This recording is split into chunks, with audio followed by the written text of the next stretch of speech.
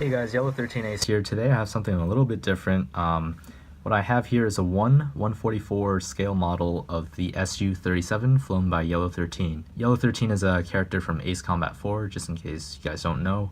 It is actually the namesake of this channel. Originally it was called Yellow 13 Ace. A year ago I simplified the name down to Y13A. So this is the airplane that the enemy Ace Yellow 13 flew in Ace Combat 4, Shattered Skies. So, and I'm making a video of this because this means a lot to me. I came from a friend.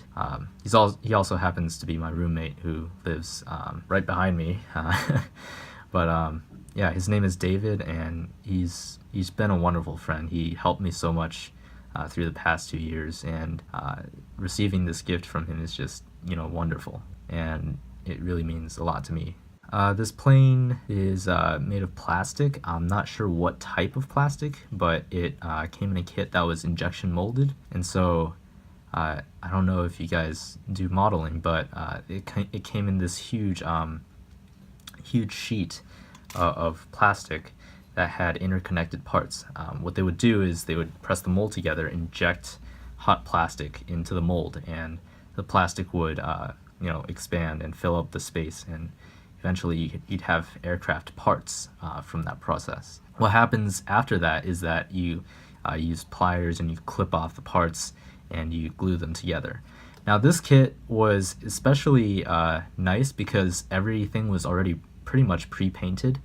The only things that my friend David had to do to make it its final form was actually just choosing aircraft parts to put together. For example, the engine nozzles could be installed with a open, kind of like wide open configuration, or it could be the configuration that it's in right now. Also, the vertical stabilizer, the right one in this case for the plane, or I don't know, yeah, it's the right one. It just looks weird in the video because I'm using the front camera, but the right vertical stabilizer actually has a white band here that signifies that it's actually Yellow 13 and not some other Yellow Squadron member. And you can also maybe make out the insignia on the nose. It says Yellow 13.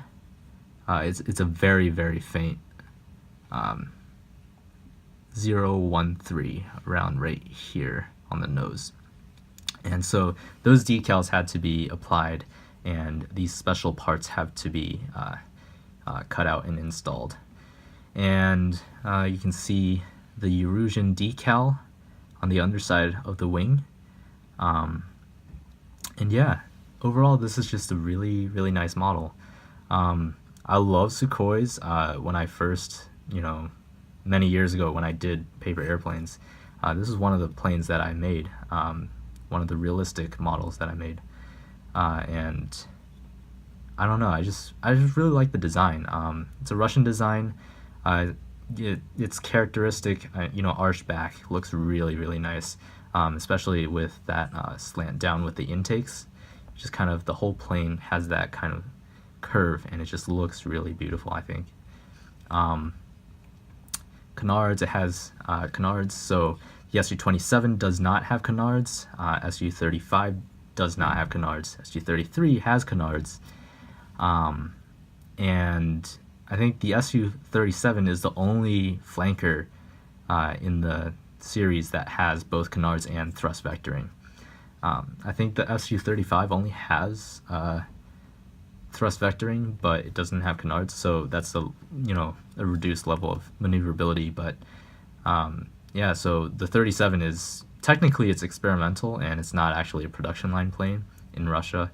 So it's a pretty unique airplane.